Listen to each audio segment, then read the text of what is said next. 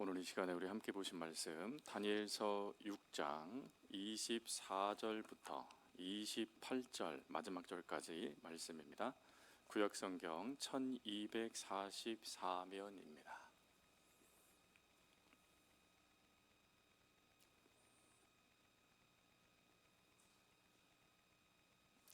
다니엘서 6장 24절부터 28절까지 말씀, 우리 함께 말씀을 봉독하겠습니다.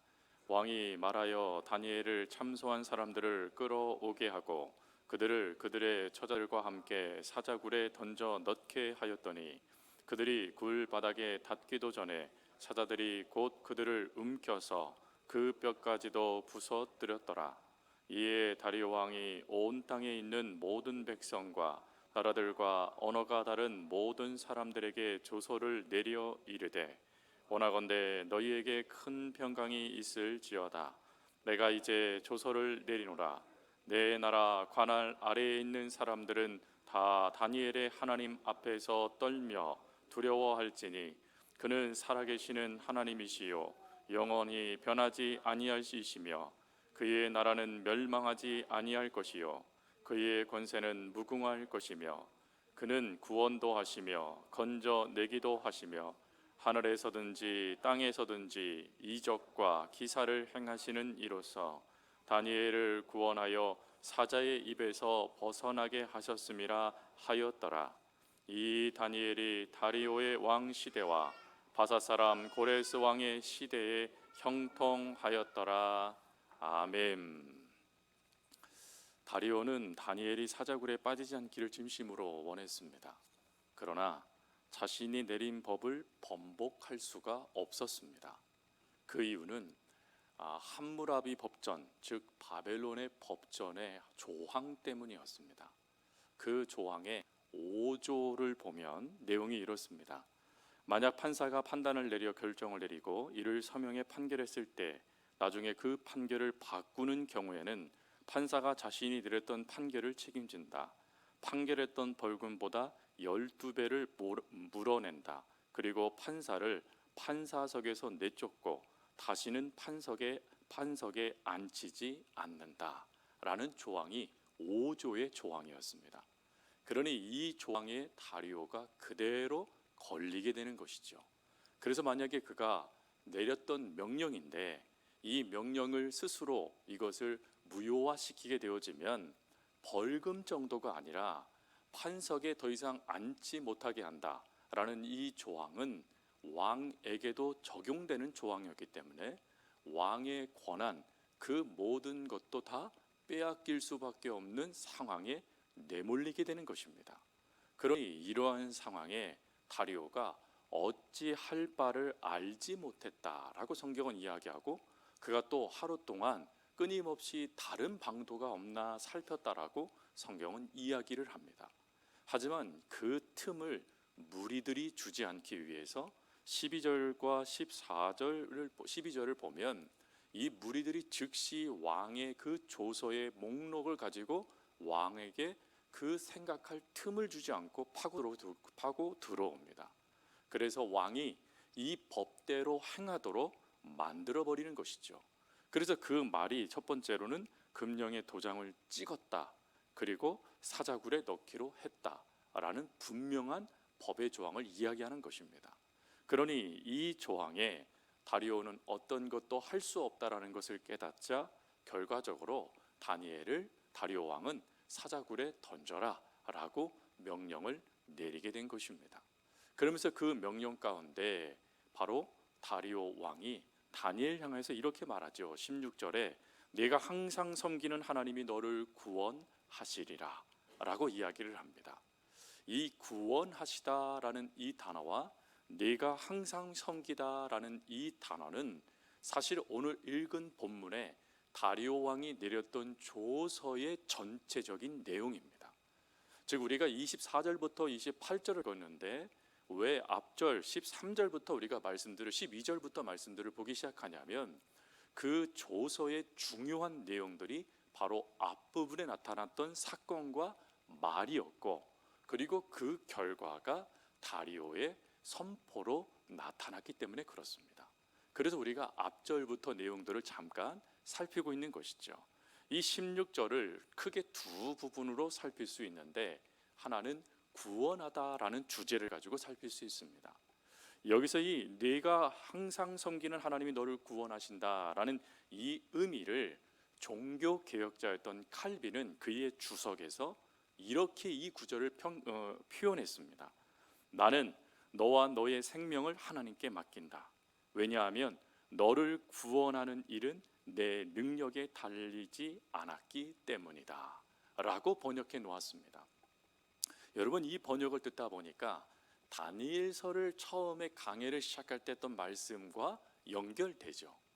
이 역사의 모든 주관은 누구에게 달려 있습니까? 하나님께 달려 있죠. 능력의 권한은 누구에게 있습니까? 하나님께 있죠. 바로 그 하나님께 모든 능력이 있고 모든 역사의 주인은 하나님이시다라는 그것이 이방인의 왕, 하나님을 믿지 않았던 왕의 입을 통하여 선포해 줌을 통하여서 누가 하나님이냐, 즉 우리가 믿는 하나님은 어떤 분이냐 하는 그것에 대한 답을 주는 것입니다. 근데 이것을 분명하게 나타나기 위해서 다리오가 너를 구원하시리라 라는 이 이야기를 할 때 강조형 인칭 대명사인 후라는 단어를 썼습니다. 이 강조형 인칭 대명사, 그게 뭔지 모르겠지만 이 후라는 단어는 우리가 기억해야 됩니다. 이 후라는 단어를 잘못 들으면 바람을 후 부는 건가 또 생각할 수 있겠지만, 이 후라는 단어가 혹 다른 설교를 들을 때 여러분 등장하게 되어지면 이 단어는 강조형으로 하나의 한 사람을 지칭하며 나타날 때 쓰여지는 단어입니다. 즉 이 구원의 역사는 오직 하나님께 달려있다 라는 것을 의미할 때 쓰여지는 게 후라는 단어입니다. 근데 이 후라는 단어를 다리오 왕이 썼음을 통하여서 구원의 주체를 분명히 한 겁니다.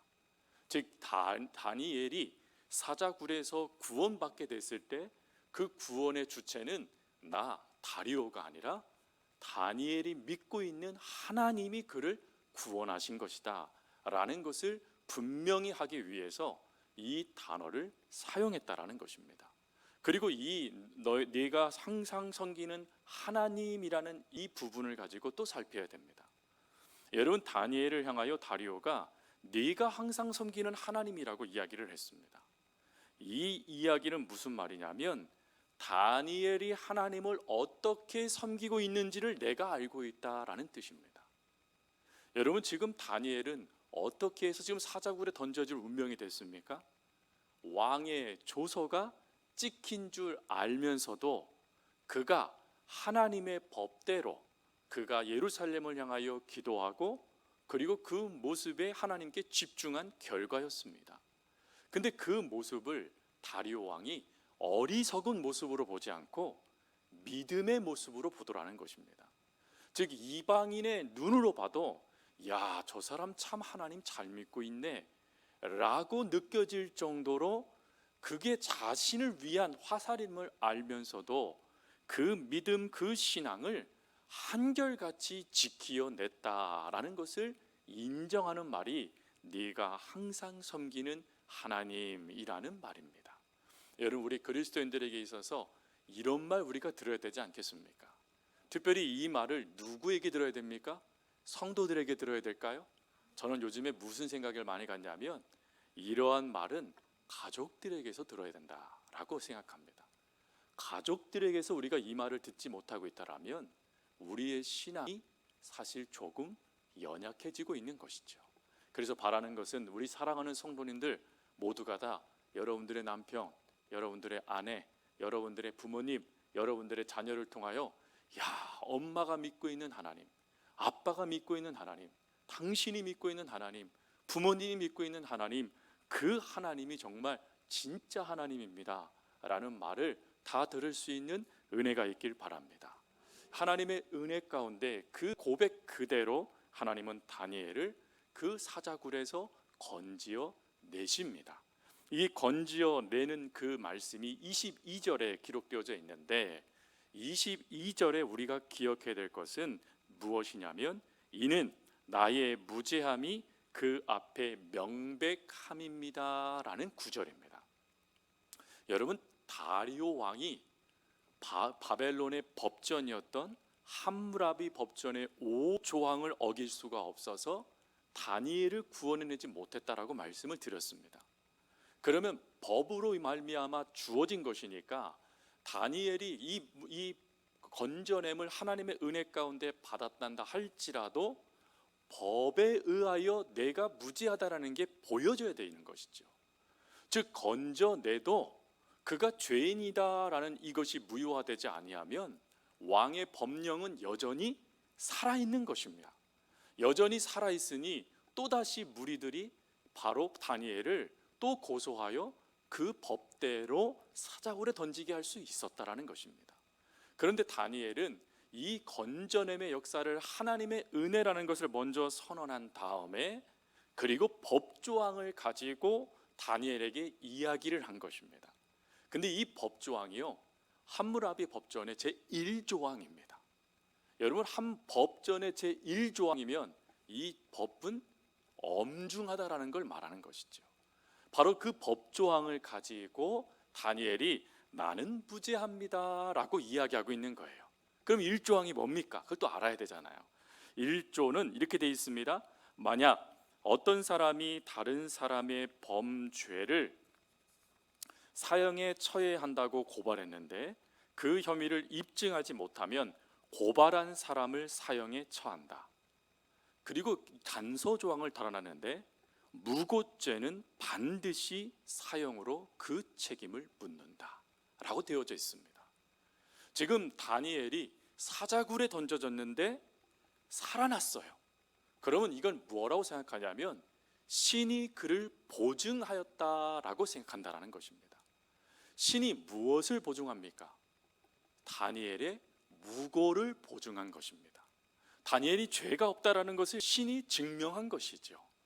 그러니 그것을 다리오가 붙잡고 저가 무죄하구나 라고 이야기하면서 그를 건져냅니다. 그리고 건져냄으로 끝나는 게 아니라 법의 조항을 가지고 다니엘이 자신이 무고합니다 라는 것을 이야기했고 판사였던 왕이 네가 무고한 게 맞아 라고 판결을 내렸으니 누가 죽임을 당해야 되죠? 무고죄를 범한 이들이 죽임을 당해야 되는 것입니다. 그래서 바로 그 다음 사건에 바로 이 무리들, 다니엘을 고소했던 그 무리들이 가족까지 다 죽임을 당하는 것입니다. 그럼 조금 이해가 되지 않죠? 뭐가 이해가 되지 않냐면 성경 말씀을 보면 죄는 그 당사자에게만 묻도록 되어져 있습니다. 즉 그 가족에게까지 그 죄를 묻지 않게 되어 있는데 왜 다리오는 이렇게 했을까요? 그것은 1조항에 나타나는 또 문장 때문입니다. 즉 그 무고죄를 묻되 가족 전체에게 무고죄를 물어 더 이상 무고죄를 남용하지 않도록 해야 한다라는 구절이 있기 때문에 그래요. 그래서 그 구절 그대로 다리오가 이 명령을 내려서 그 무리들을 사형시키게 되는 것입니다. 여러분, 이런 놀라운 역사들을 다리오가 경험하면서 무엇을 깨닫게 됩니까? 다니엘이 믿었던 하나님이 진짜 하나님이시다라는 것을 발견하게 됩니다. 그것을 발견하게 되니까 그도 느부갓네살처럼 조서를 내리게 돼요.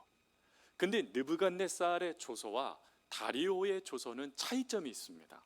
그 차이점은 느부갓네살의 조서에는 하나님 안에서 내가 어떤 존재인가 하는 것을 깨달았던 조서였다라면 다리오 왕의 조서는 내가 만난 하나님은 어떤 하나님이신가라는 하나님은 누구신가에 대한 조서를 내리게 됩니다.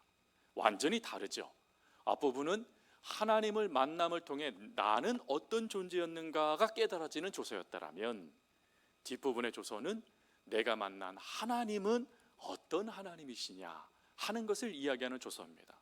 근데 이 하나님은 어떤 하나님이시냐라는 것을 조서로 내리게 됐다라는 것은 뭘 의미하는 것이죠?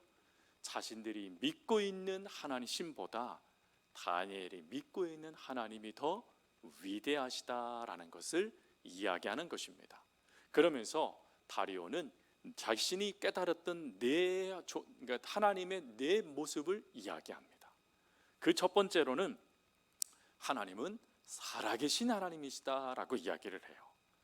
자신이 봐도 자신들이 믿고 있는 신은 자신들의 의지로 서 있을 수도 없고 자신들의 의지로 앉을 수도 없는 그냥 우상이었다라는 것입니다.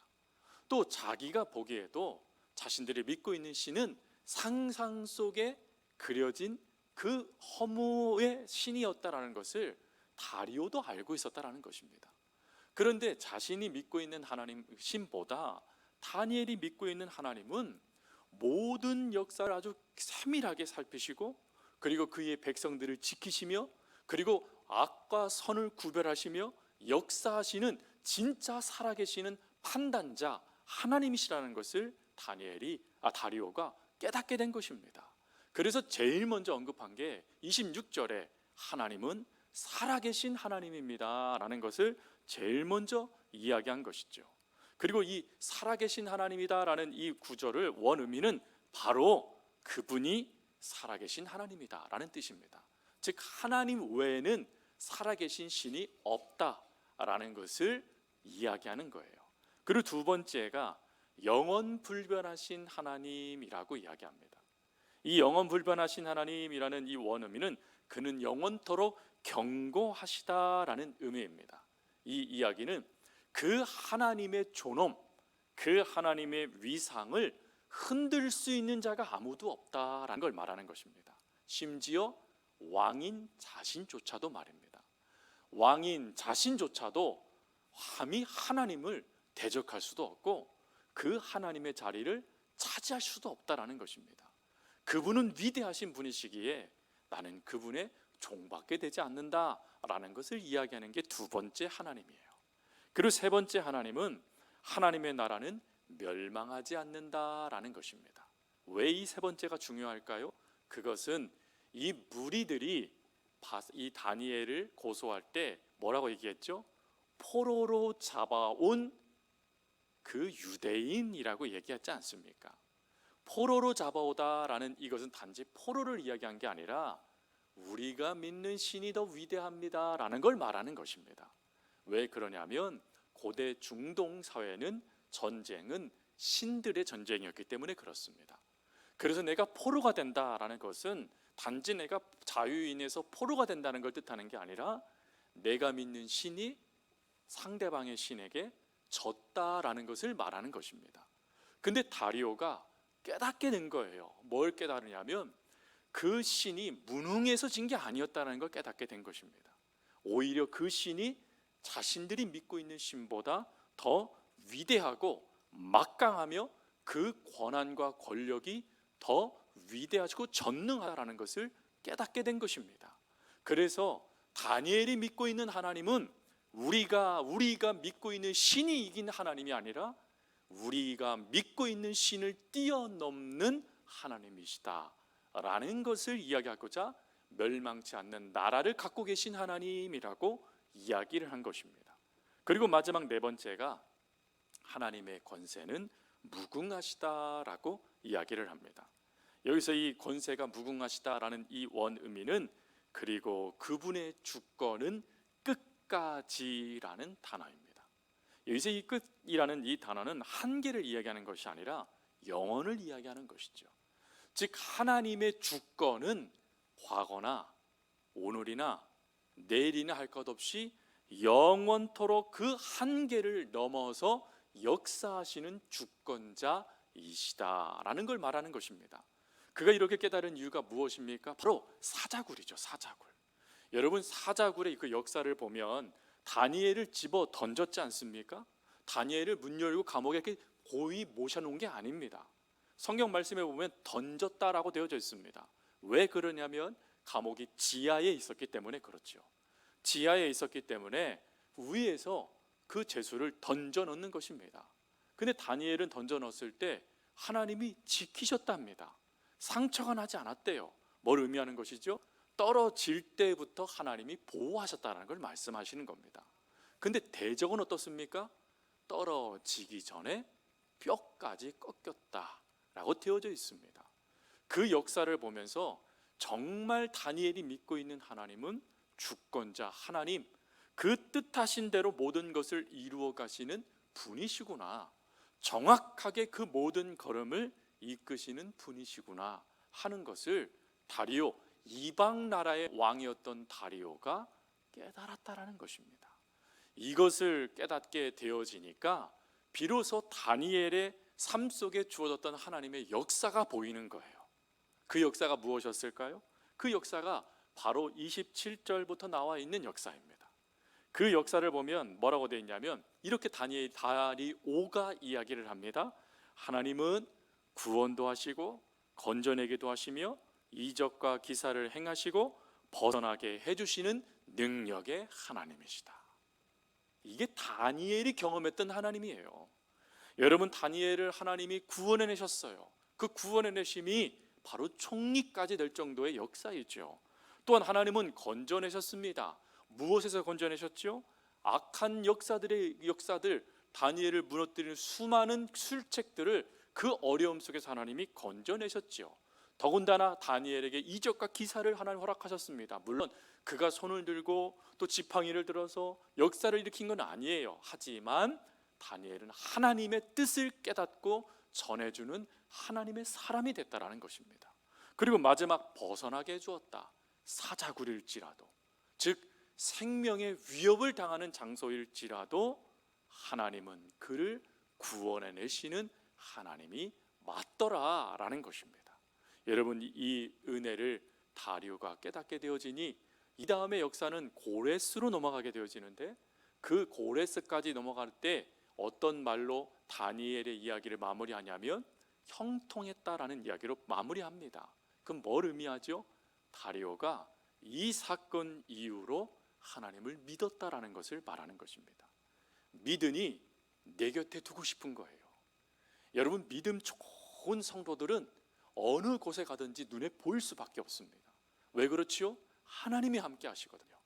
하나님이 함께하는 자의 삶은 정말 많은 사람들이 부러워할 정도의 삶이 그에게 나타납니다. 그러니 그 사람만 내 곁에 있으면 내가 복받는 거예요. 이 어떻게 가능합니까? 그래서 새벽 예배 때 그 말씀 드렸잖아요. 콩고물. 그 사람 곁에 있으면 콩고물이라도 떨어지는 겁니다. 여러분, 하나님의 콩고물이면 우리가 받을 때는 금은보화보다 더 크겠지요.